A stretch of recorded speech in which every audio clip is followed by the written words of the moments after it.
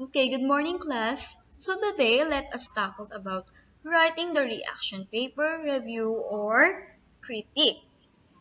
But before that, allow me to read these standards based on our MELC. And first is the content standards. The learner understands the principles and uses of reaction paper, review, or critique. Performance standards. The learner produces an event, a person, a place, or a thing, writes a comprehensive review or reaction paper. Performance arts, play, dance, sports, etc. Film, participation in a religious or community festival. Art exhibit critiques designs such as industrial designs, objects or craft objects. Furniture, fashion designs based on a set critics graphic design. The most essential learning competencies, this is appropriate critical writing. Writing a critique such as formalism, feminism, etc. and writes an objective or balanced review or critique of a work of art or an event or a program. So, reaction paper, uh, ito po, let us define about a reaction paper review or a critique. It is a specialized forms of writing in which a reviewer or reader evaluates any of the following. First is a scholarly work. Example is academic books and articles. Second, a work of art. Example, performance art, play, dance, sports, film, or exhibits. Another example for designs, industrial designs, furniture, fashion design. And for graphic designs, examples are posters, billboards, commercials, and digital media. Yan lang po yung mga example kung magbibigay kayo ng kung gagawa kayo ng reaction paper or a review or a critique. Yan. Let us define about the reaction papers, reviews, or critiques. It usually range in length from 250 to 750 words. Yan. So, yung range lang ng word na pwede natin umabot siya is from 250 to 750 words. They are not simply summaries but are critical assessments, analysis, or evaluation of different works. So, hindi lang siya basta-basta summary kasi gumagamit tayo ng critical assessment, ina-analyze natin, and ini-evaluate natin siya. And as advanced forms of writing, also they involve your skills in critical thinking and recognizing arguments. So, gumagamit din tayo ng critical thinking. Ayan. So, hindi tayo basta-basta nagbibigay ng reaction or ng review or hindi tayo basta-basta nagkikritik. Gumagamit din tayo ng critical thinking. Ayan. At saka nire-recognize natin yung different arguments. However, you should not connect the word critique to cynicism and pessimism. Pag sinabi natin critique, hindi tayo basta-basta nang judge. Ayan. Kasi itong cynicism na yan at saka yung pessimism, itong dalawang to ay negative words. Ayan. Pag narinig natin yan. Kasi when we say cynicism is the dark attitude toward the world. Ayan. Especially toward human beings. Believe that human beings are basically motivated by greed and self-interest. And when we say pessimism, a tendency to see the worst aspect of things or believe that the worst will happen. A lack of hope or confidence in the future. So, basically, itong dalawang words na to, cynicism and pessimism, ay negative. So, hindi natin siya pwedeng i-relate yung word na critics sa dalawa na to. Kasi 'di ba, kapag mix tayo or magbibigay tayo ng reviews or reaction natin based dun sa kinikriticize natin, hindi ibig sabihin na yon na ay eto basta-basta mo na lang siya i-critics kasi more on nakapokus ka sa self-interest mo. No, meron tayong mga guidelines na sinusundan. Ayan. Another thing, reviews do not simply rely on mere opinions. Ayan, a while ago sinabi ko yan, hindi tayo pwedeng magbigay lang ng opinions natin. Hindi siya pwedeng maging opinionated kasi magiging bias na tayo sa binibigyan natin ng reaction o kaya, no, kinikritics natin. Ayan, sabi ko nga, meron tayong sinusundan na guidelines or objectives. Rather, they use both proofs and logical reasoning. And aside from that, gumagamit din tayo ng proofs and logical reasoning to substantiate their comments.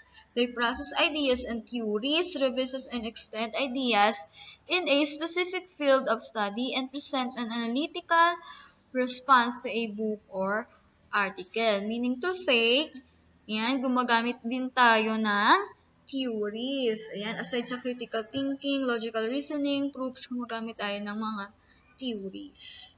Ayan. So, critical approaches in writing a critique. So, dito, ang ginamit, itong mga approaches na to, more on sa ano lang siya, more on writing, mga written works. Ayan, books or articles man.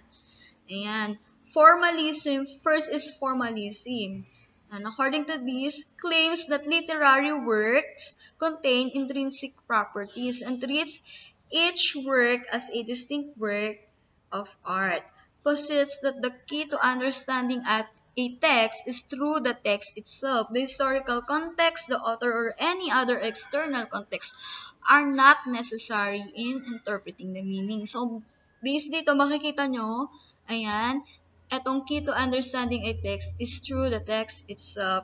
Ayan yung pinakabinigyan ko ng ini-specify ko siya. Kasi kapag formalism yung ginamit natin, kapag mag-critics tayo or magbibigay ng review, kapag books or articles, ayan, kapag formalism, merely about lang siya sa text itself. Yan, hindi tayo tumitingin sa historical context, sa background ng author, or about dun sa author. Merely about lang sa content nung text or the text itself. Ayan.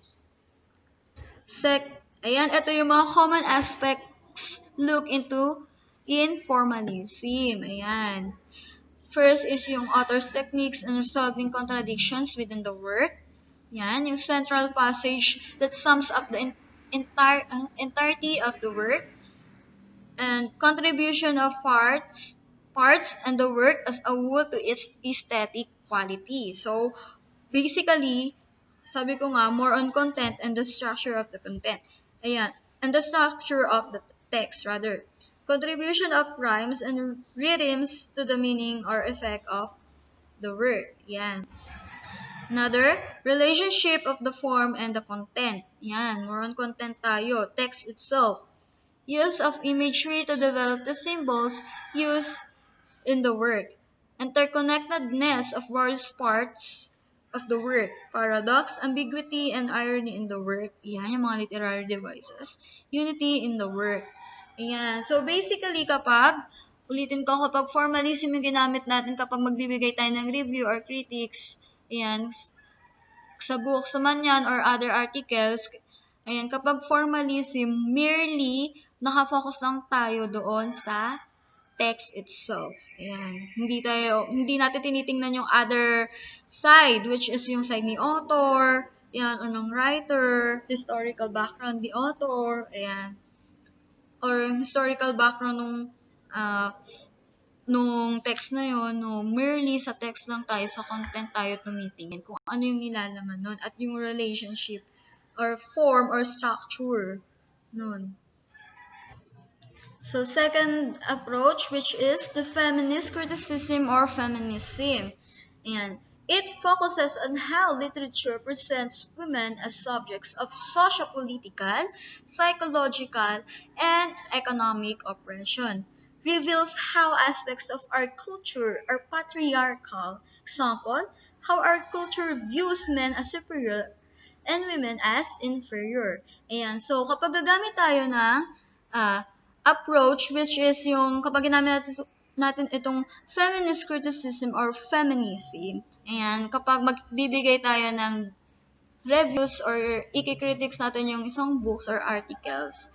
Ayan, kasi kapag feminism or feminist criticism, nakafocus lang siya sa side ng kababaihan. Ayan. Or yung tinatawag nating woman empowerment. Ayan. These are the common aspects look into when using feminism. First is how culture determines gender, how gender equality is presented in the text, how gender issues are presented in the literary works and other aspects of human production and daily life, how women are socially, politically, psychologically, and economically oppressed by patriarchy, and also how patriarchal ideology is an overpowering presence. Ayan. So, ito yung mga common aspects na pwede nating or guide na titingnan natin kapag gagamitin natin yung approach na feminism. Sabi ko nga sa inyo a while ago, feminism is also about women empowerment. Ayan. More on nakapokus tayo sa side ng mga kababaihan. Okay, third approach, which is the reader response criticism. According to this, it concerned with the reviewer's reaction as an audience of a work, claims that the reader's role cannot be separated from the understanding of the work. A text does not have meaning until the reader reads it and interprets it. Readers are therefore not passive and distant, but are active consumers of the material presented to them. Meaning to say, kapag gagamit tayo ng reader response criticism, kapag magbibigay tayo ng reviews sa books or articles, or ng critics, i-critics natin yung books or articles, more on, nakafocus lang siya sa response ng reader. Ayan, kasi nga si reader, siya yung audience nung binabasa niya or nung work. Ayun. So, these are the common aspects look into when using reader response criticism. Yan.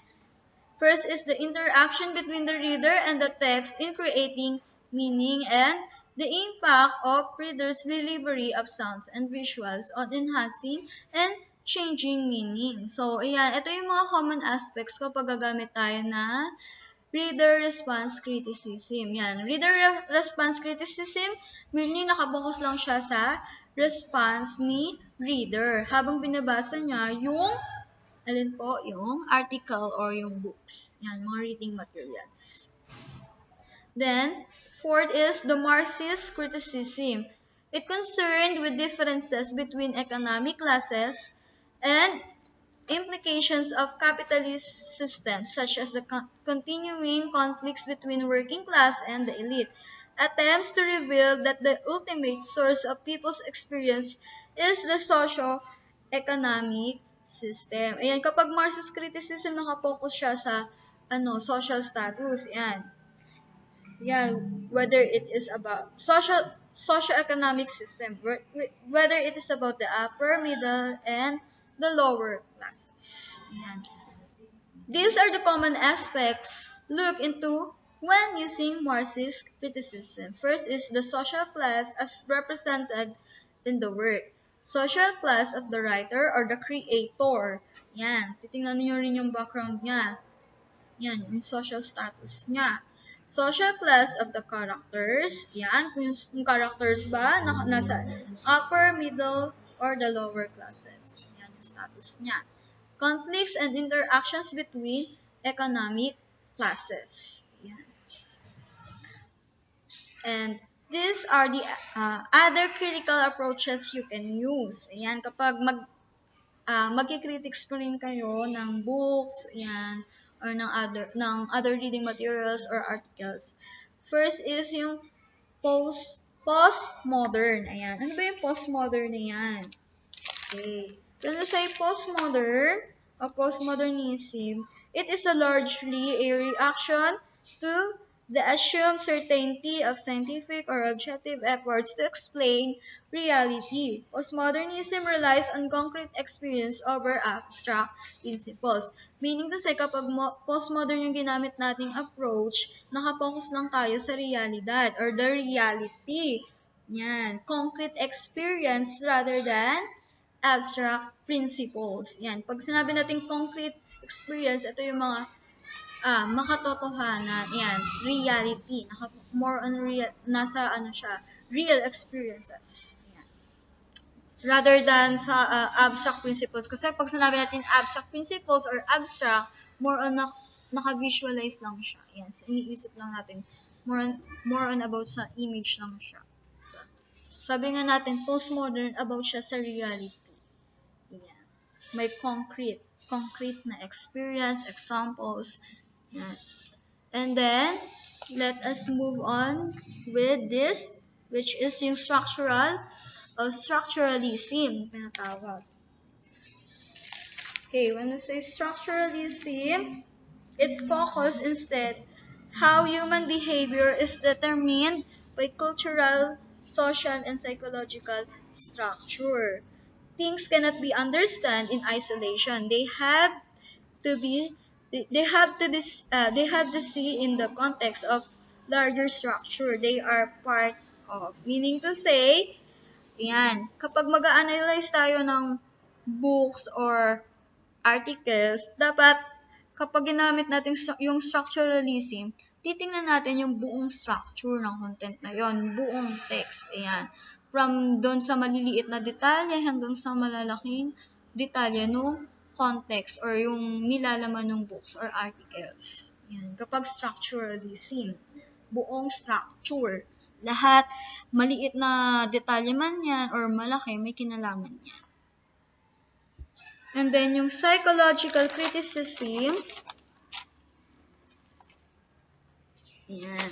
When you say psychological criticism, kapag ginamit natin itong approach na to, yan, according to this, also known as psychoanalytical criticism.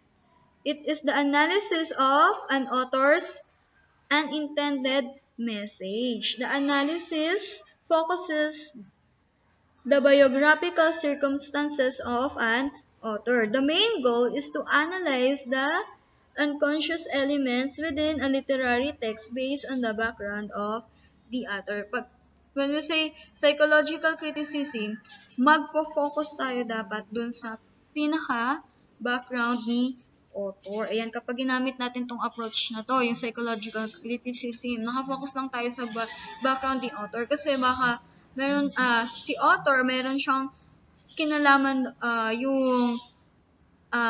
yung pag-uugali niya, yung behavior niya, yung unconscious behavior niya, meron siyang kinalaman dun sa sinulat niya or dun sa or dyan sa reading materials or books na bibigyan mo ng review or ng critics. Okay, ito po yung mga additional approaches class kapag mga critics talaga magbibigay ng reviews kapag sa books or articles man. Ayan. Meron tayong gender criticism. Ayan. When we say gender criticism, this approach examines how sexual identity influences the creation and reception of literary works. Originally, an offshoot of feminist movement. Gender criticism today includes a number of approaches, including the so-called masculinist. So, meaning to say, kapag gender criticism, hindi siya about dun sa nakapokus lang tayo sa side ng mga kababaihan. Ayan, which is yung feminist movements, no? Or yung feminist criticism. Dapat naka-focus din tayo about dun sa masculinist or yung other gender na tinatawag natin. Hindi lang sa iisang gender. Yan. And kapag eco-criticism naman, it is the study of literature and the environment from an interdisciplinary point of view, where literature scholars analyze texts that illustrate environmental concerns and examine the various ways literature treats the subject of nature. Ayan, kapag eco-criticism, may kinalaman siya sa environment natin at sa tinatawag natin nature. And then, criticism. Ayan, criticism, it is the practice of judging the merits and faults of something, for example, literature, artwork, film, or social trends. Ayan, kapag criticism, syempre, i-judge natin siya. But, according dun sa discussion natin, so, from this, yung beginning, sabi ko nga sa inyo, critic or yung criticism, hindi siya pwedeng i-relate sa word na cynicism and pessimism. Kasi yung cynicism at pessimism, negative words yun, yung judgment nun is more on naka-focus lang sa self-interest. Kasi hindi tayo pwedeng maging opinionated dito. Hindi siya pwedeng naka-focus lang sa self-interest natin kasi magiging bias tayo sa statement natin at sa pagbibigay natin ng judgment. And then, we also have post-colonial criticism. Ayan. And aside from that, we also have biographical criticism. When we say biographical criticism, it is a form of literary criticism which analyzes a writer's biography to show the relationship between the author's life and their works of literature. Meaning to say, kapag biographical criticism, nakapokus tayo sa buhay ni author, ayan, or ng writer. Ano yung kinalaman ng background ng author, ayan, dun sa kanyang literary works. Ayan. And then, we also have historical criticism. Ayan, according to this, also known as the historical, ayan, critical method or higher criticism. It is a branch of criticism that investigate the origins of the ancient text in order to understand the world behind the text. Kaya nga historical, meaning to say, inaalam or inaaral natin yung pinagmulan o yung history. Ayan, ang binabasa ninyo or ng kinikritics ninyong books or articles or reading materials. Ayan. And then, itong mythological criticism, this approach emphasizes the recurrent universal patterns underlying most literary works. Yan. Combining the insight from anthropology, psychology, history, and comparative religion. Mythological criticism explores the artist's common humanity by tracing the individual imagination uses. Ayan, meaning to say, ayan nga, from its root word, mythological criticism, myth. Ayan, syempre, involved dyan yung tinatawag nating myths. Ayan, myths. Or yung mythological, ayan, kapag gumamit tayo ng mythological criticism, involved dyan is yung mga myths. Ayan. Okay, so aside sa approaches, we also have structure of a reaction paper. Ayan, so ito yung structure niya. Ayan. So nakikita ninyo, kapag introduction, kailangan 5% lang yung nilalaman ng content. Ayan, so under ng introduction. Ayan, title of the book, or yung article of work, yan, writer's name, thesis statement. Yes, under introduction, 5% lang siya. And then, summary, ayan, 10% yung sa summary. Ayan, objective or purpose, methods used, ayan, if applicable.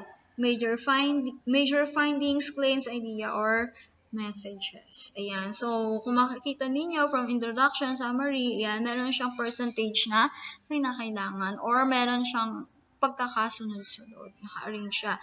Proper arrange yan. Ayan. Ayun, continuation lang to class. Ayan. Ayan. Review or critique in no particular order. Ayan. 75%. Ayan. Ito yung nilalaman niya.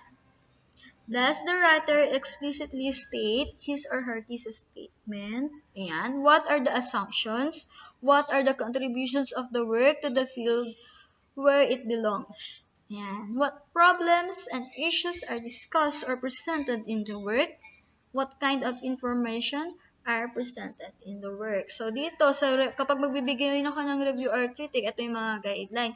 Sabi dyan, in no particular order. Ayan, ibig sabihin, walang pagkakasunod-sunod, maayos sa pagkakasunod-sunod. Pero, dapat 75% siya. Ayan, ito yung pinaka sinusundan natin.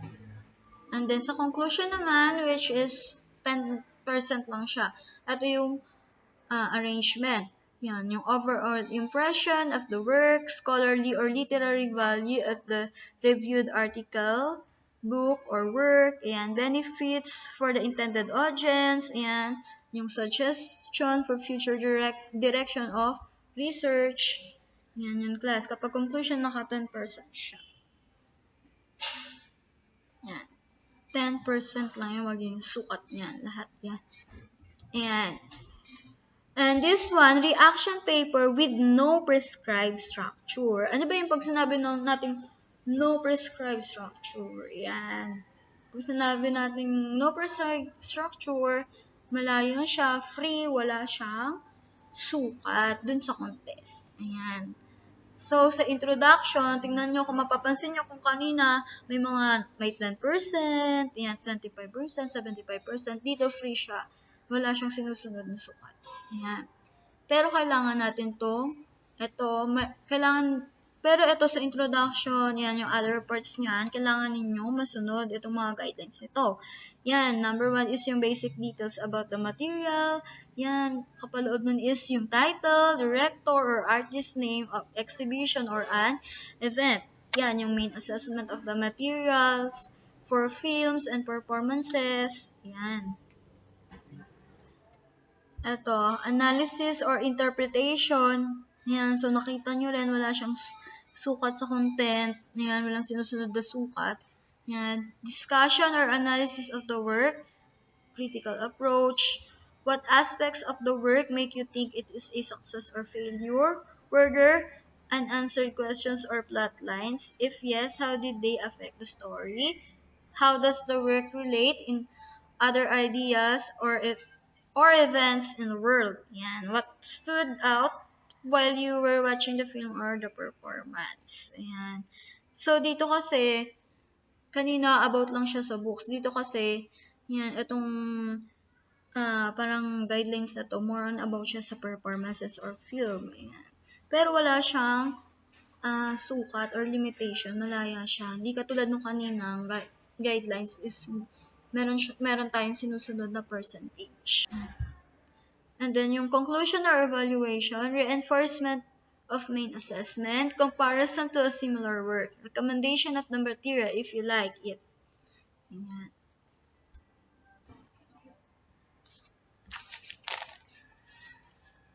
So this one class, guidelines in writing a reaction paper or review or critiques. Ayan. For articles and journals na naman to. Ayan. Yung kanina, about lang siya sa films or mga plays. Dito naman, naka-specify na siya for articles and journals lang. Ayan. Read the work to be reviewed carefully. Ito na yan. So, kapag magbabasa kayo ng articles or journals, ito yung dapat ninyong sundin na guidelines. Ayan. Ulitin ko, read to the work to be reviewed carefully. So, hindi natin siya pwedeng basahin lang, yung surface reading lang siya. So, dapat basahin natin siya with comprehension. Yan. Relate the content of the work to what you already know about the topic. Yan. Focus on discussing how the book treats the topic. Yan. Report the type of analysis or mode of the presentation. Then examine whether the findings are adequately supported, such as points for improvement of the reasoning. Yan. Another, point out other interpretations that the writer missed out. Yan. So, class, ayan, sabi ko nga sa inyo, itong guidelines na to is for articles and journals lang siya. And then, this one is for artworks and other media. Itong guidelines na to for artworks lang and for other media. Yan. First is use speculative verbs, evoke, create, appear, and suggest. And then, make sure to describe it to the reader. Do not spoil key events. I-describe yun lang siya, pero hindi nyo sasabihin yung i-spoil yung pinaka-key events, or yung pinaka-highlight. Ayan. Describe the material in simple terms. Yan. Yung material na tinutukol natin dyan is yung artworks or yung other media. And then, ito naman yung pinaka-general note. When I say general note, pangkalahatan. Yan. Applicable to for books, journals, yan, films, play, yan, or yung other media, ayan. First is, did the work hold your interest? Ayan. Kung interesado ba kayo dun sa work na yan? O yung yung tinatawag nating example sa books nga, plays, ayan. Did the work hold your interest? Ano yan? Yan yung unang general note. Yan. Did the work annoy or excite you? Another, did the work prompt you to raise questions to the author? Ayan.